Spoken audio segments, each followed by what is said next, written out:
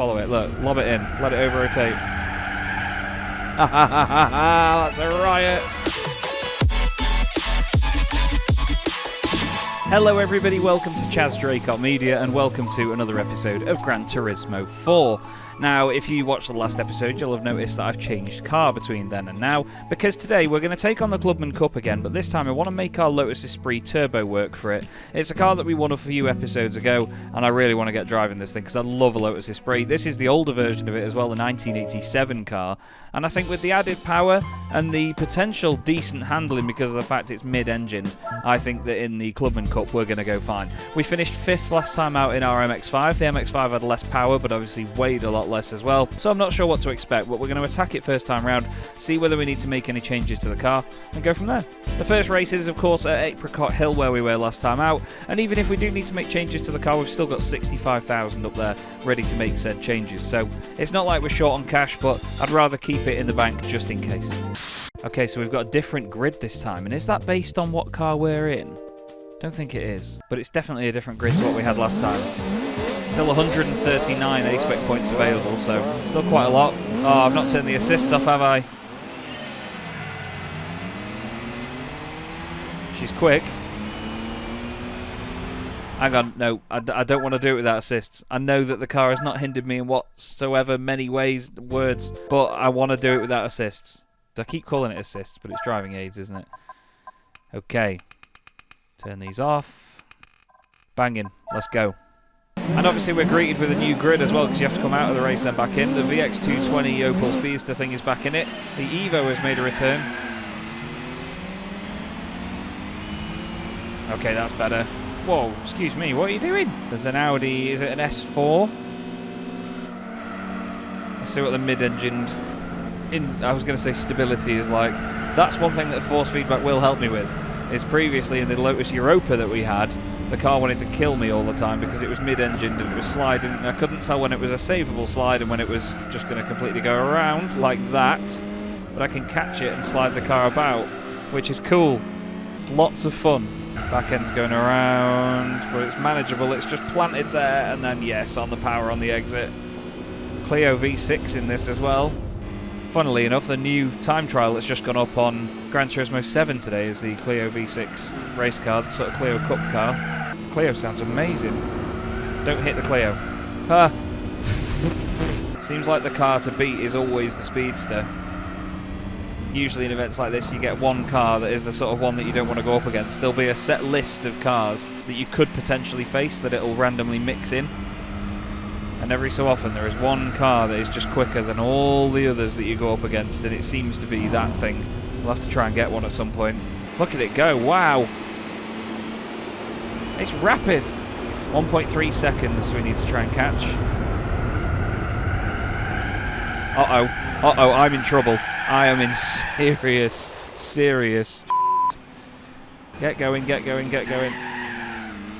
That was not good, was it? You know what I said about the car telling me when it was going to go? So now it's 11.3 seconds, not just 1.3. Ah, I'm not doing well. Help. So you can get it to four-wheel slide and then just control it from there. It's really good. But that was just, yeah, too much into turn one. Feels great into that hairpin. And we're still catching the cars in front. That VX220 thing is gone. Look at it on the map there. Blue dot, gone. Let's just not get caught up in any rubbish here. Excuse me. You can hear that Integra revving like mad next to us. What's the gap to the VX220 across the line? I imagine it's large. It's still 11.1 seconds. We lose so much time down the start-finish straight. Look at that. It's so silly. Evo off. Oh, he's around. This is a wobbly car. Oh, where are you going? Where are you going? Oh my god, that made me jump so bad. Now we're off the circuit. I'm going to have a crash here. Yeah, we're going in the wall. This is one of the wildest races we've had in the entire play. What are you doing? Now he's off. No one wants to finish this race. This is mad. 15.8 seconds to the race leader now. It's so much fun with force feedback. Well, we've made a mess. I've improved on my previous finishing position, sure. But at what cost? That was mayhem. I really enjoyed that though. Oh, it's all so silly. Cross the line then, 4th place. It's such a shame that possibly one of the most entertaining races we've had only brings us 400 credits, isn't it, really? But oh well, we'll continue on. We'll just go to the next race in the series and see what we can do there. I'm not sure if we need to modify the car, though. I'm not sure if it's a power thing or what. Just doesn't quite have the legs. I think if it had more power, it'd be a bit too dangerous, so I'm not sure what to do about potentially the handling. Let's have a gander, shall we? Let's go to Lotus.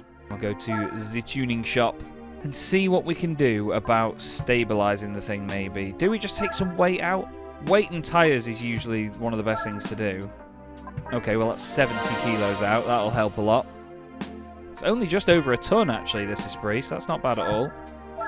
What's next? Is it like 5 grand for another 30 kilos? We'll do it. So we're taking about 100 kilos out. What's this that it's had? Oh, it's had a body rigidity refresher plant. I can't say that. Tyres. What tyres is it on? Is it on sports hards? Yeah. Sports mediums, actually. So it's on decent tyres. Suspension, can we stiffen it up a bit? Yeah. 7.5 on that. I think we can adjust them. Pretty sure it's adjustable. And then can we get... Oh, we need an ECU. An ECU is always a good shout. Racing exhaust and air filter makes it 240 horsepower. I'm just going to spend some money and make it a bit of a rocket. So we're taking a load of weight out, giving it like 30 more horsepower. And then you need to put an ECU in it. ECU is the cheapest upgrade, or the best power upgrade. Look at that, 9 horsepower for £1.50. Yeah, why not? I don't really want to put nitrous in cars. It's not something I enjoy. Right, okay. We'll go straight back and we'll go into the next race in the series and see what we can do with the car from there, because that, I feel, will be quite a decent overhaul. We will also go into the settings and mess with the suspension, see what we can do about stiffening the car up a little bit, make it a little bit more of a flat platform. Twin Rim Motegi is a good place to do that as well. Interesting grid here. We're against the Lotus Elise 111R as well, which will be quite fast, I imagine. Let's see what we can do with the suspension on this. Okay, yeah. So you can customize it. So do we want it stiffer? Do we just lower the ride height? Is that what we're doing? Are we putting it on its backside by going down to this? Oh no, that's literally says ride height there, Chaz. Let's start playing with this. We've not really messed with the setup of cars that much, to be honest. Do we want damping? I don't know. I'm just gonna do that. I'm just going to do that. It's cool that you can reset it to defaults as well, so we can do that if we need to. Driving aids and everything are off. Yeah, let's just go. Oh, pop-up headlights on it as well. It looks really cool.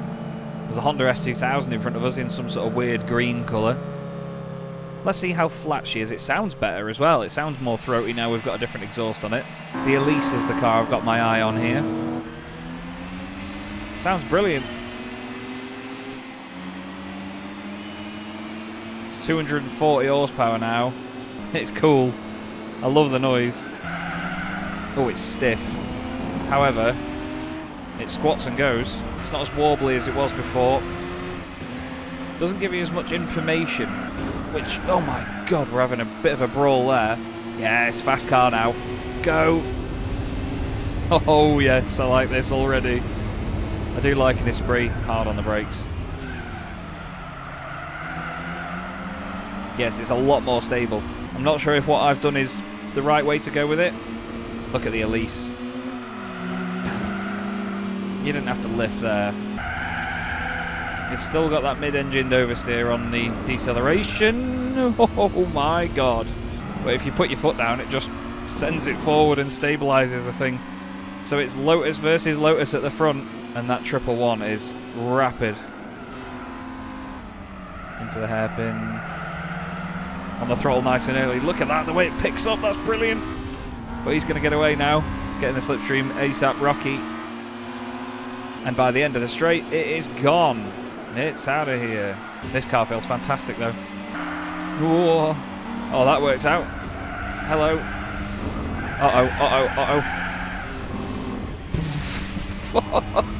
This is so much fun. I'm having a whale of a time playing this. I really enjoyed Gran Turismo 2 and the playthrough we did there and all the stuff that we got up to. I say we, you know, all the stuff that I got up to and the streams and everything with you wonderful people watching. But this on a wheel is just a riot. I'm going to have to play more games where I use a wheel. And really didn't need second gear there. Just to fall in love with the driving aspect again. I've been doing more and more driving on Gran Turismo 7 for GT Planet this week as well. Did the Nordschleife for Endurance one as well a couple of times.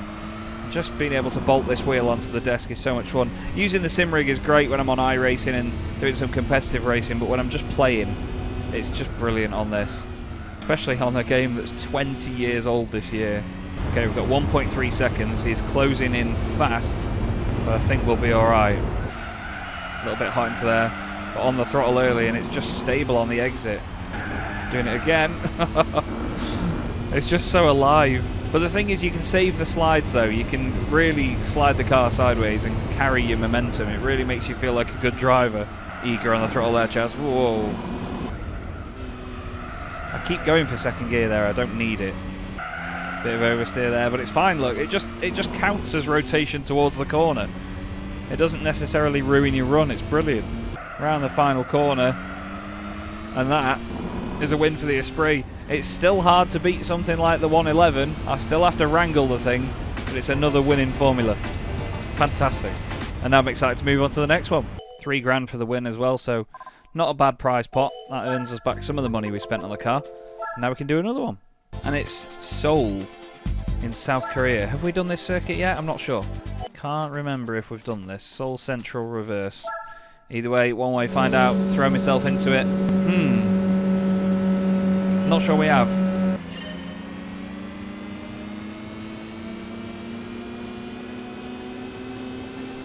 Nothing much to say at the minute. Sorry. I was just trying to rack my brains to think, is this the circuit that I compared to New York, or have we actually been to New York? No, we've not been here. That is narrow. The other street circuit we went to was Hong Kong, wasn't it? There's a tight right-hander coming up here. And it's a left. Oh, underneath the GCA. Bye-bye. Is that another Alpha in front? Is that the Alpha Spider thing? Oh no, it's the Alpha GT, isn't it? It's called. Oh, this is a roundabout. I thought it was a left kink. Is that an Eclipse or something at the front? Go on, the Esprit. It's brilliant, this. The thing is, again, I feel I've done too much to the car now and I've made it too quick for the AI, but I'd rather do that and only just be a little bit quicker than do an adjustment, go back to the race, not win it, do one adjustment, go back to the race, not win it, and have to keep repeating races that much. Sure, there will be races that we repeat over the course of the playthrough, but I don't want to do it that much. If I can avoid doing it so much, especially in these early stages, then I will. Do you remember in the Gran Turismo 2 playthrough, if you watched that I did, I think we took on the Japanese GT500 Championship 3 times to earn money from it because it was such a good money earner. I like this circuit though. Ooh. Oh, whoa, whoa, whoa, whoa, whoa, whoa, whoa. It really wanted to let go there. The wheel was very heavy. Here's the roundabout.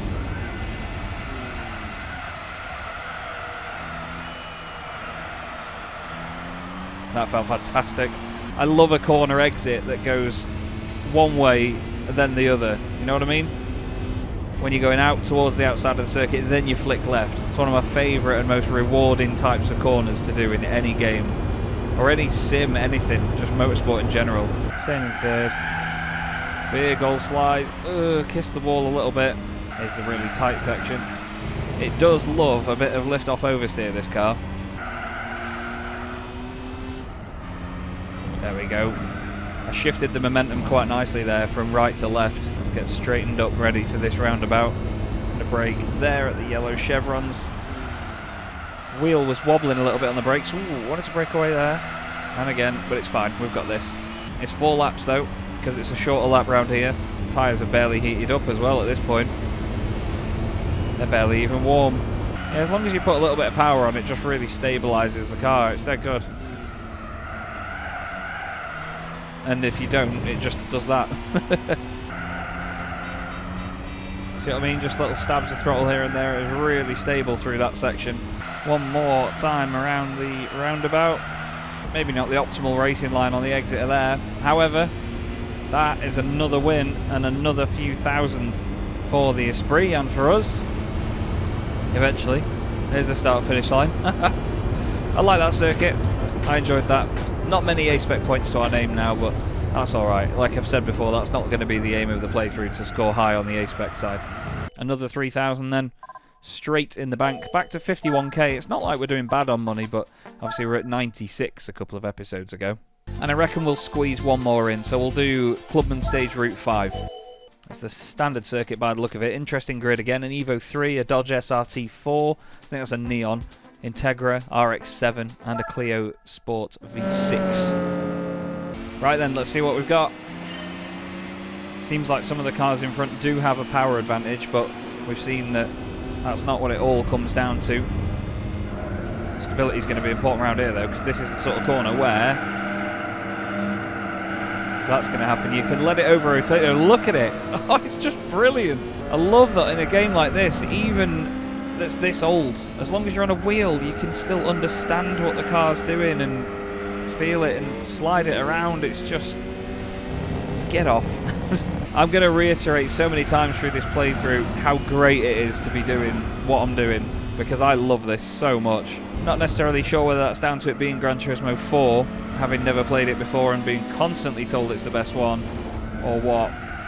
Oh, hello. Whoa, excuse me. But I'm just so in love with the fact that this is such an old game and I'm playing it on a modern day wheel and pedals, and it works so beautifully. You know, sure, the force feedback isn't as detailed or as refined as it will be on modern sims, but it's just the fact that I can do this in general is just great. Look, let it over rotate, get on the power, just chase it, match what the car's doing rotation wise with the fronts, and follow it. Look, lob it in, let it over rotate. That's a riot. It's just an absolute riot. Whoa, you pig. Do it again, look, lift. Oh no! okay, I deserved that. I'm so sorry, Esprit. That last corner is tight. Okay, another lap in the books, and maybe less shenanigans this time. Or maybe not, I don't know. I'm enjoying myself too much. It's just great, look.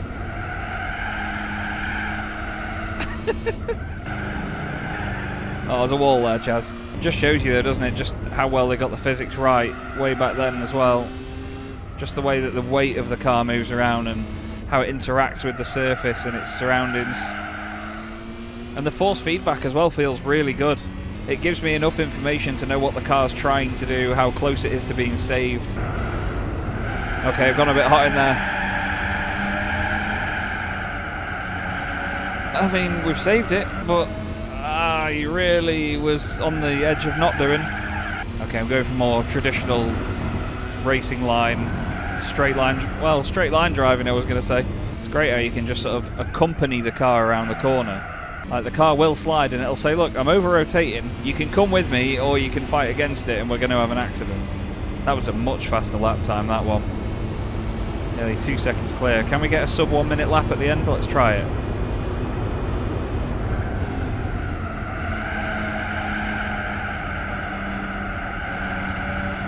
Letting it run wide and then cut back in, so we're on the left of this bit.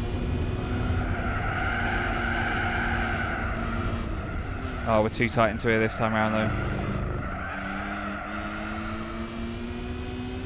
That felt slower. We'll see.